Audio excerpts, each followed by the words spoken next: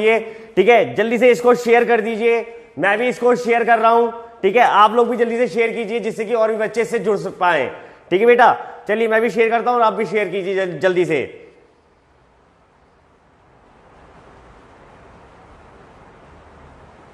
जल्दी से शेयर कीजिए जिससे कि और बच्चे जुड़ पाए। फिर हम स्टार्ट करते हैं कि क्या है नई शिक्षा नीति, क्योंकि ये अब आने वाले एग्जाम्स के लिए भी इंपॉर्टेंट है। और देखिए, जब आप एजुकेटेड हैं तो आपको पता होना चाहिए कि हमारे देश में क्या शिक्षा नीति चल रही है। ठीक है बेटा, इसके बारे में हम पूरा डिटेल में पढ़ेंगे और इसको आप जरूर ध्यान से पढ़िएगा। ठीक है, मैंने तो शेयर कर दिया, अब आप लोग भी जल्दी से शेयर कीजिए। जल्दी से फेसबुक पर जाकर के शेयर कर दीजिए। चलिए स्टार्ट करते हैं। तो देखिए बेटा, शिक्षा नीति है क्या। हमारा देश 15 अगस्त 1947 को आजाद हुआ। यह वो तारीख है जिस दिन हम लोगों को आजादी मिली। जब आजादी मिल गई हमें, तो हमने क्या किया। जब हमें आजादी मिली तो हमने एक कैबिनेट बनाया, एक मंत्रिमंडल बनाया। ठीक है, जिसको नाम दिया गया नेहरू मंत्रिमंडल। यानी कि जो हमारे देश के फर्स्ट प्राइम मिनिस्टर थे वो कौन थे, वो थे पंडित जवाहरलाल नेहरू। और पंडित जवाहरलाल नेहरू ने जो मंत्रिमंडल बनाया उसमें शिक्षा क्षेत्र को बढ़ावा देने के लिए एक मंत्रालय बनाया गया। और उस मंत्रालय का नाम रखा गया क्या बेटा, उस समय उसका नाम रखा गया शिक्षा मंत्रालय। क्या रखा गया नाम बेटा, शिक्षा मंत्रालय। और इस मंत्रालय की पहली जिम्मेदारी जो सौंपी गई वो किसको सौंपी गई बेटा, वो सौंपी गई डॉक्टर अबुल कलाम आजाद को।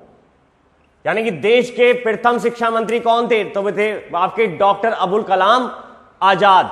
और देखिए, मैं आपको बता दूं कि ये जो व्यक्ति हैं ये हमारे देश के प्रथम शिक्षा मंत्री बने। और शिक्षा मंत्री बनने के बाद इन्हीं के जन्म दिवस को हर साल हम 11 जनवरी को राष्ट्रीय शिक्षा दिवस के रूप में मनाते हैं। ठीक है बेटा, तो राष्ट्रीय शिक्षा दिवस किसके जन्म दिवस के रूप में मनाया जाता है, तो बेटा वो मनाया जाता है डॉक्टर अबुल कलाम आजाद के, जो कि हमारे देश के प्रथम शिक्षा मंत्री रहे। ठीक है, अब देखिए, जैसे जैसे हमारा टाइम आगे बढ़ता गया हमने क्या किया कि अब हमें जरूरत पड़ेगी कि अब हम अपने यहां पर शिक्षा नीति में यानी कि शिक्षा पॉलिसी में बदलाव करें। तो जब बदलाव करने की बारी आई तो हमने क्या किया कि जैसे जैसे समय बीतता गया वैसे वैसे हमने उसमें बदलाव करना स्टार्ट कर दिया। तो देखिए, सन 1900 प्रथम शिक्षा नीति जो आई हमारी वो कब आई, प्रथम शिक्षा नीति आई थी हमारी 1968 में। किसके कार्यकाल में आई, इंदिरा गांधी के कार्यकाल में आई। ठीक है, इंदिरा गांधी के कार्यकाल में आई। फिर हुआ क्या कि 1968 में यह लागू कर दी गई। इसके बाद 1983 में फिर नई शिक्षा नीति लाने का प्रस्ताव रखा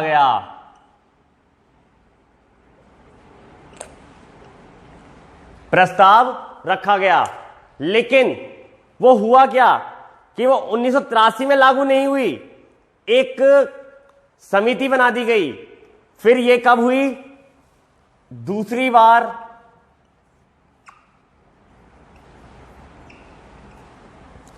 बार क्या हुआ बेटा, 1986 में राजीव गांधी की सरकार में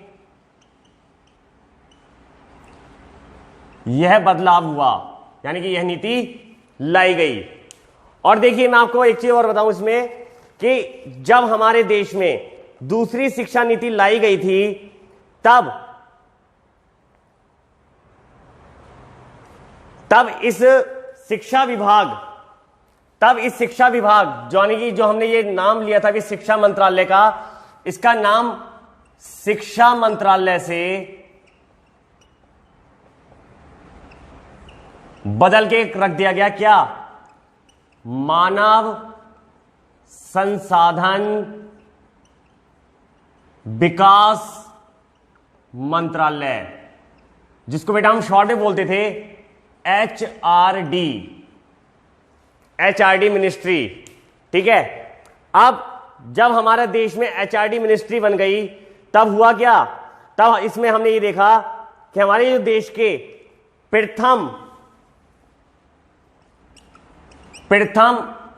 एचआरडी मिनिस्ट्री बने, वो किसको मिली? वो मिली पीवी नरसिम्हा राव को। यानी देश के पहले शिक्षा मंत्री कौन थे? तो बेटा पहले शिक्षा मंत्री थे डॉक्टर अबुल कलाम आजाद। और देश के पहले मानव संसाधन विकास मंत्री कौन थे? तो वो थे आपके पीवी नरसिम्हा राव। ठीक है। अब देखिए आगे हुआ क्या कि जब हमारे यहां पर 2019 में इसमें फिर से बदलाव करने के लिए प्रस्ताव रखा गया, तब हमने क्या किया कि इसके लिए एक मसौदा समिति बना दी गई। और मसौदा समिति जो बनाई, उसके लिए जो कार्य करने वाली समिति है उसका क्या नाम है? उसका नाम है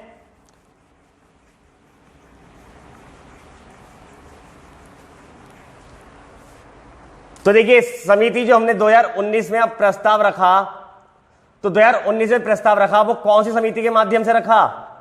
उस समिति का नाम है बेटा के कस्तूरी रंगन समिति। और ये क्वेश्चन अभी परसों ही पीसीएस के एग्जाम में आया है कि कस्तूरी रंगन समिति का संबंध किस क्षेत्र से है? तो बेटा वो है शिक्षा नीति से। क्लियर हो गया? बताइए। अब जब इसकी ये समिति बना दी गई तो ये जो थे के कस्तूरी रंगन, ये इसरो के पूर्व अध्यक्ष भी रह चुके हैं। ठीक है। इसरो के पूर्व अध्यक्ष भी रह चुके हैं। और जब हमारे यहां पर ये प्रस्ताव रखा गया तब 29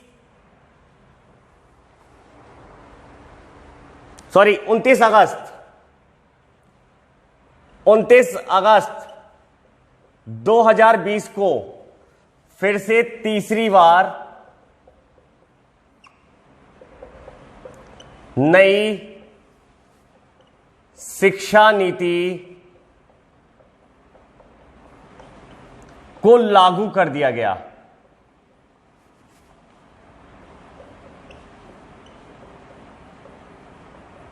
ठीक है। तो नई शिक्षा नीति कब आई है? तो डेट याद रखेंगे 29 अगस्त 2020 को। किसके कार्यकाल में आई है? नरेंद्र मोदी। और इसमें हुआ क्या है कि जो हमने अभी 1986 में मानव संसाधन विकास मंत्रालय बनाया था, अब दोबारा से फिर से नाम इसका हो गया बेटा शिक्षा मंत्रालय। और इस समय वर्तमान में जो शिक्षा मंत्री है वो कौन है? उनका नाम है डॉक्टर रमेश पोखरियाल निशंक। ठीक है। तो ये अगर आपसे पूछा जाए कि देश के अंतिम मानव संसाधन विकास मंत्री कौन रहे हैं, तो अंतिम कौन रहे? डॉक्टर रमेश पोखरियाल निशंक। और वर्तमान में शिक्षा मंत्री कौन है? तो वो भी डॉक्टर रमेश पोखरियाल निशंक हैं। ठीक है। अब देखो जब हमारे यहां पर जो नई शिक्षा नीति लाई गई है, इसके लिए जो भी हमने बदलाव हुए हैं उसके बारे में हम पढ़ लेते हैं अब। ठीक है। तो चलिए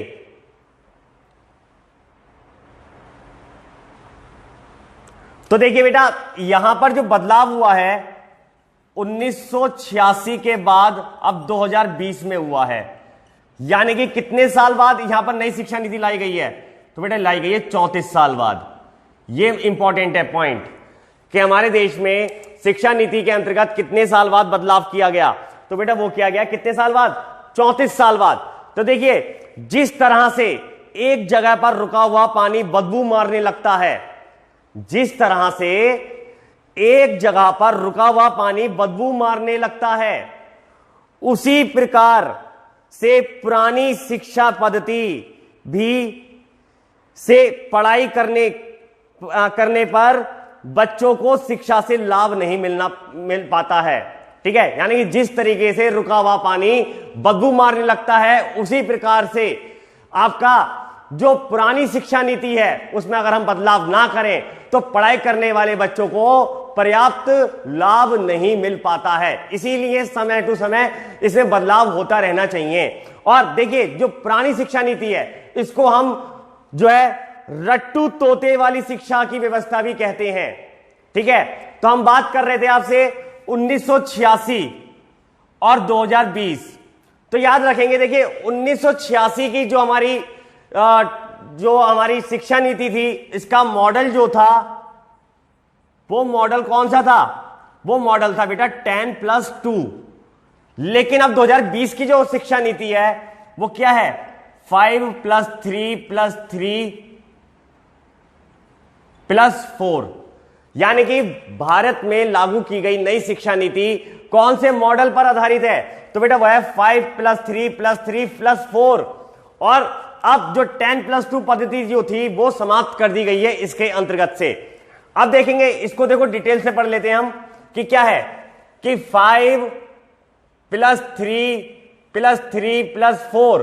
तो बेटा 5 जो है ये आपका कार्य करेगा नर्सरी टू सेकंड क्लास।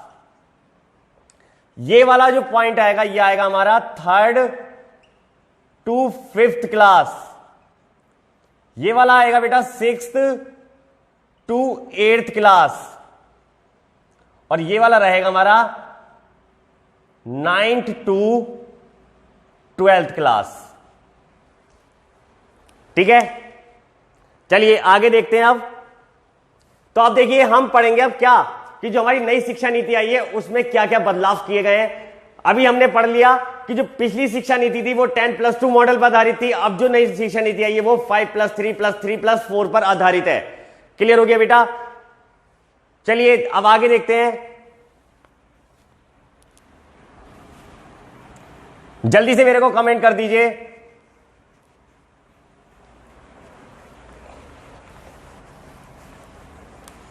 और इसको आप प्रॉपर शेयर भी करते रहिए, क्योंकि अधिकतर लोगों को ये तो पता है कि शिक्षा नीति लागू हो गई है, लेकिन ये नहीं पता कि शिक्षा नीति में है क्या। ठीक है, वही सारी चीजें हम आज डिस्कस करने आए हैं आप लोगों से। ठीक है, तो चलिए देखिए पहला क्या है, पहला पॉइंट है इसमें जो हमारी नई शिक्षा नीति आई है कि इसमें आपका पहली बात तो 10+2 लेवल खत्म कर दिया गया। उसकी जगह पर कौन सा मॉडल आया बेटा? आपका मॉडल आया 5+3+3+4 मॉडल। अब इसमें देखिए पहली क्या है, पहला पॉइंट हमारा ये कहता है कि नई शिक्षा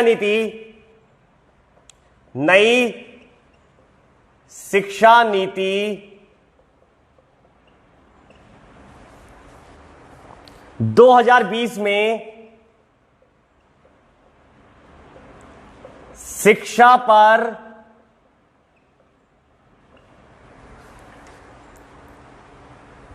जीडीपी का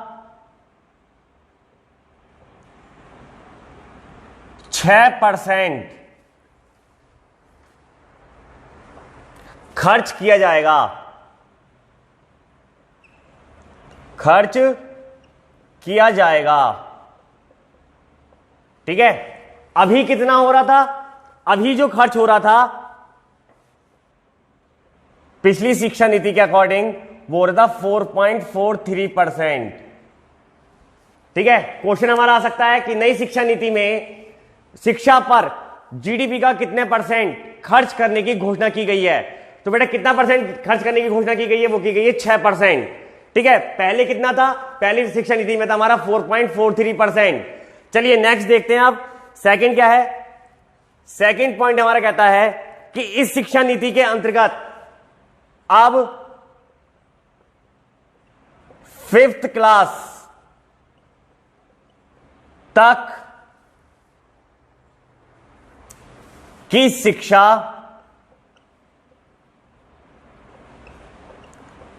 मातृभाषा में होगी। जैसे कि आप अगर जैसे यूपी में रहते हो तो यूपी में भैया हिंदी बोली जाती है। आप महाराष्ट्र चले जाओ, महाराष्ट्र में बोली जाने वाली भाषा सबसे ज्यादा जो है वो मराठी है, ठीक है, तेलुगु है, कन्नड़ है। इसी तरीके से जो भी हमारे यहाँ की क्षेत्रीय भाषा है अप टू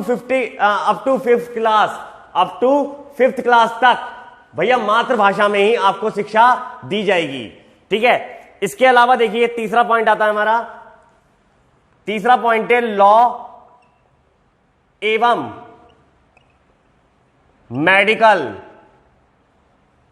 लॉ एवं मेडिकल एजुकेशन को छोड़कर, एजुकेशन को छोड़कर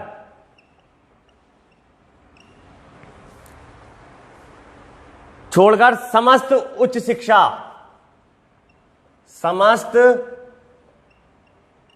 उच्च शिक्षा के लिए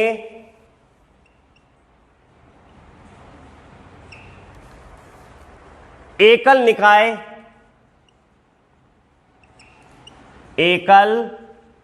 निकाय के रूप में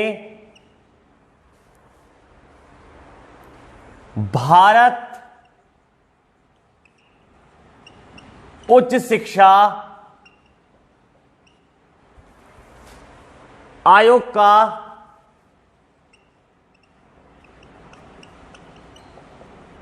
गठन किया जाएगा।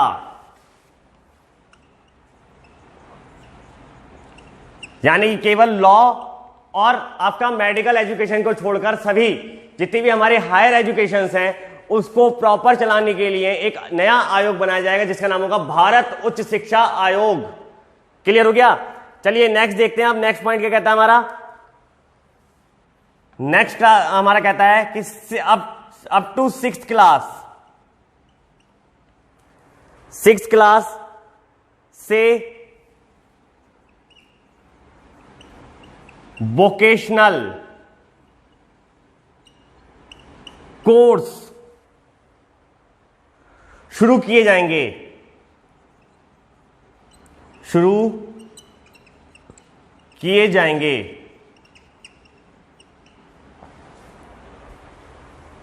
ठीक है, शुरू किए जाएंगे और इसके लिए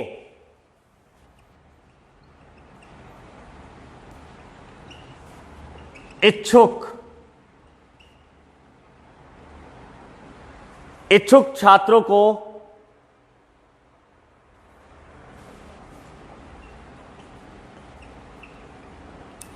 इंटर्नशिप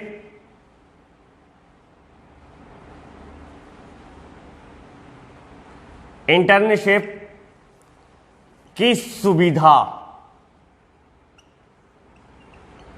भी दी जाएगी।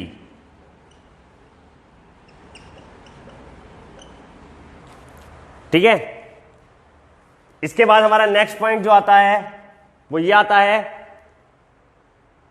कि म्यूजिक और आर्ट्स, म्यूजिक और आर्ट्स को पाठ्यक्रम यानी कि सिलेबस में, पाठ्यक्रम में शामिल कर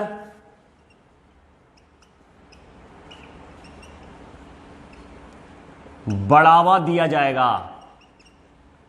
यानी कि इन दोनों सेक्टर्स को भी अब इस नीति के अंतर्गत बढ़ावा दिया जाएगा।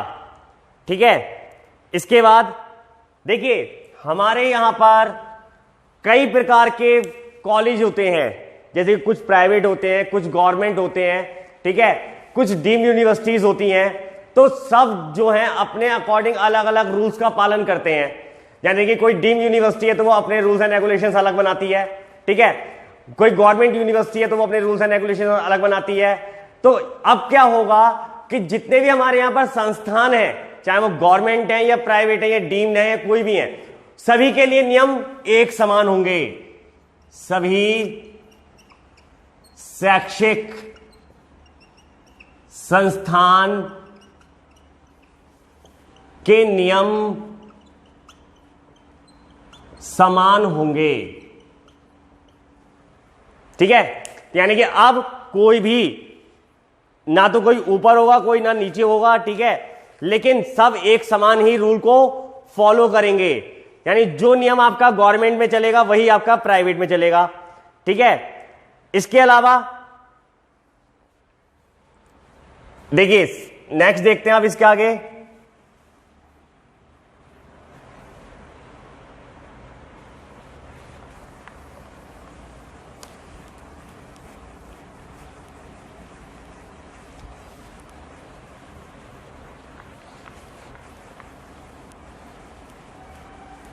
आप लोग इसको शेयर करते रहिए जल्दी से जल्दी, ठीक है, जिससे कि और लोगों को भी इस चीज का पता चले कि शिक्षा नीति है क्या।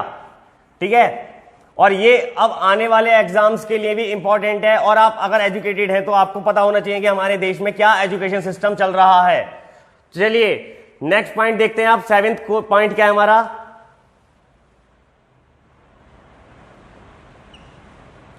बेटा 7th पॉइंट है हमारा कि देखिए यहां पर क्या है कि यहां पर TET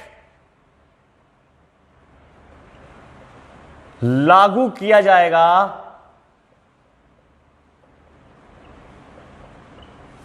up to secondary level. Secondary level, ठीक है, यानी कि अभी जो हमारा टेट क्वालिफाई होता है उसके लिए या तो प्राइमरी सेक्शन होता है या जूनियर सेक्शन होता है, लेकिन अब जो हमारा जो लागू होगा वो कब तक होगा? वो बेटा सेकेंडरी लेवल तक ही मान्य होगा हमारा। ठीक है, इसके अलावा देखिए 8th पॉइंट हमारा ये आता है कि यहां पर बीएड को 3 भाग में बांट दिया जाएगा। यानी कि जो बीएड करने के इच्छुक हैं लोग, उनके लिए क्या क्या फायदे होंगे। यानी कि देखिए फर्स्ट जो होगा इसमें वो होगा 4 ईयर बीएड, सेकंड होगा इसमें 2 ईयर बीएड, और थर्ड होगा इसमें 1 ईयर बीएड।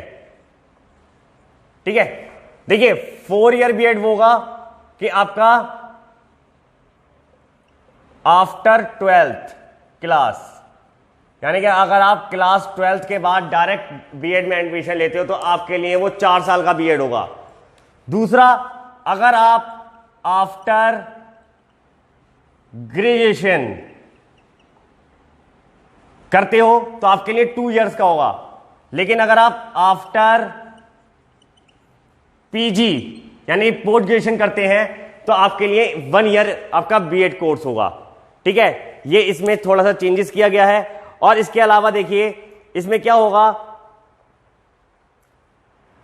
देखिए इसमें सबसे बड़ी चीज अब ये है कि जैसे सपोज दैट कोई बच्चा बीएससी में एडमिशन लेता है। किसमें एडमिशन लेता है? बीएससी में। भाई बीएससी कितने साल की होती है? 3 साल की होती है बीएससी, है ना।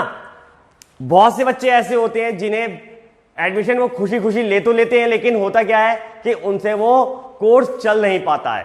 ठीक है, कि बैक लग गई या फेल हो गए, तो ऐसे में होता क्या है कि वो 1 साल उनका खराब हो जाता है या 2 साल खराब हो जाते हैं, उसके बाद वो दूसरे कोर्स में फिर एडमिशन लेते हैं। लेकिन अब वो आपका जो टाइम आपने बीत गया आपका, वो अब खराब नहीं होगा। यानी कि जैसे सपोज दैट अगर आपने बीएससी में एडमिशन लिया है और आपसे बीएससी नहीं चल पा रही है, तो आप अगर 1 ईयर में स्विच करते हैं, यानी कि आप स्विच क्या करते हैं कि आपने बीएससी छोड़ना 1 साल बाद, तो 1 साल बाद आप जब बीएससी छोड़ते हो तो आपको सर्टिफिकेट मिलेगा। पहले कुछ नहीं मिलता था, पहले केवल आपका ईयर खराब हो जाता था। अगर आप सेकेंड ईयर में छोड़ते हैं तो आपको डिप्लोमा मिल जाएगा, और अगर आप पूरे 3 साल करते हैं उस कोर्स को तो आपको क्या मिलेगा? आपको मिलेगी डिग्री। ठीक है, तो आप ज्यादा से ज्यादा शेयर कर दीजिए इसको, मैं भी कर रहा हूं शेयर।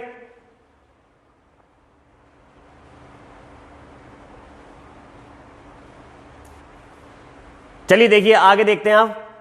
अब देखिए इसमें मैंने अभी आपको बताया कि संपूर्ण भारत से इसके लिए हमसे यह कहा गया कि आप इस नीति में क्या क्या बदलाव करना चाहते हैं। तो देखिए इसमें जो हमारे यहां पर क्या क्या बदलाव हुए और किन किन लोगों ने इसमें भागीदारी की, तो हम देख लेते हैं आप। तो देखिए इसमें 2 लाख शिक्षकों ने भागीदारी की है। ठीक है, आपके 2.5 लाख ग्राम पंचायतों ने सुझाव दिया है। इसके अलावा 6600 ब्लॉक से सुझाव लिया गया है। 676 जिलों ने भी इसमें सुझाव दिया है। और वो सुझाव किसको दिया है?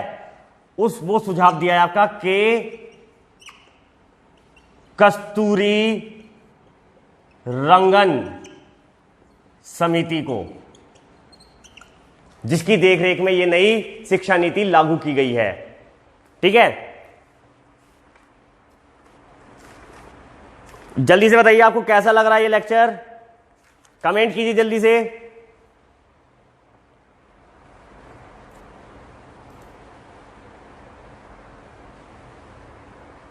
ठीक है, चलिए नेक्स्ट देखते हैं बेटा।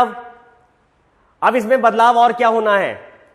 तो देखिए बदलाव इसमें यही होना है कि जो हमारा वो आपका 3 ईयर का कोर्स था, ठीक है, जैसे बीएड हमारा 2 साल का होता है, तो बीएड को हम कब करते हैं बेटा? हम लागू, अगर हम 12th के बाद करते हैं तो 4 साल का होता है, आफ्टर ग्रेजुएशन करते हैं तो 2 साल का होता है, और अगर हम पीजी के बाद करते हैं तो वो 1 साल का होता है। अब देखिए इसमें ये और नियम आया गया है, वो क्या आया है? वो ये नियम आया है हमारा कि इसमें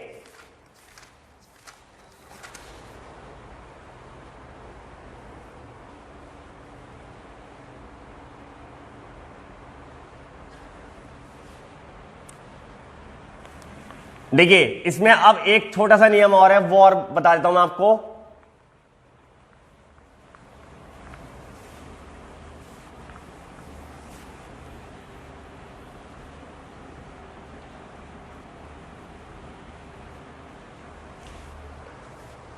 देखिए 9वां पॉइंट जो है, यानी कि इसमें कहा गया कि शिक्षकों को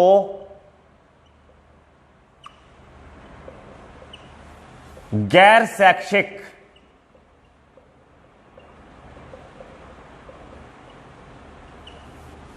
कार्यों में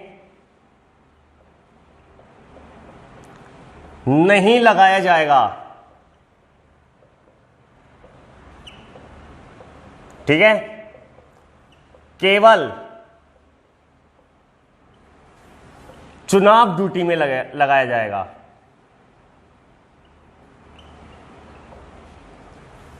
चुनाव ड्यूटी में लगाया जाएगा। ठीक है, अब इसमें एक और आया, वो क्या आया है? 10th पॉइंट कि जो बीएलओ है, बीएलओ ड्यूटी से शिक्षकों को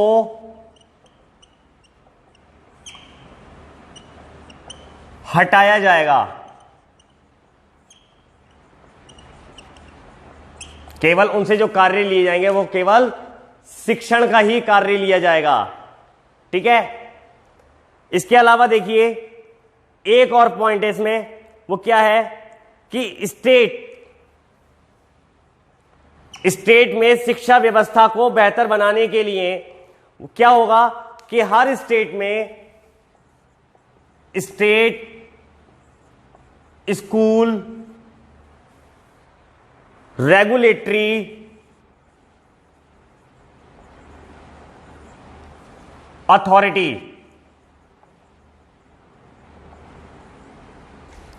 का निर्माण किया जाएगा।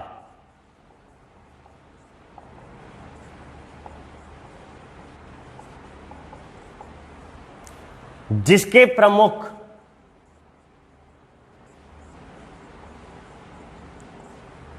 राज्य के शिक्षा मंत्री होंगे।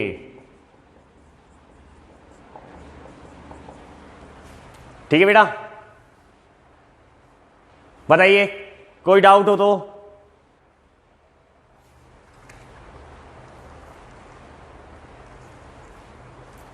बताइए जल्दी से, कमेंट कीजिए।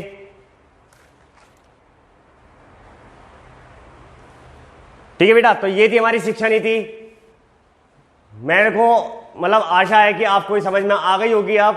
ठीक है, इसको एक बार फिर से दोबारा से देख लीजिएगा, और उसके लिए आपको हमारा चाणक्य प्रतियोगिता एकेडमी का ऐप जो है डाउनलोड करना पड़ेगा। जिन लोगों ने अभी तक डाउनलोड नहीं किया है वो लोग डाउनलोड कर लें, और इसको आप दोबारा से रिकॉर्डेड वीडियो के माध्यम से भी देख सकते हैं। तो चलिए मिलते हैं फिर एक नए टॉपिक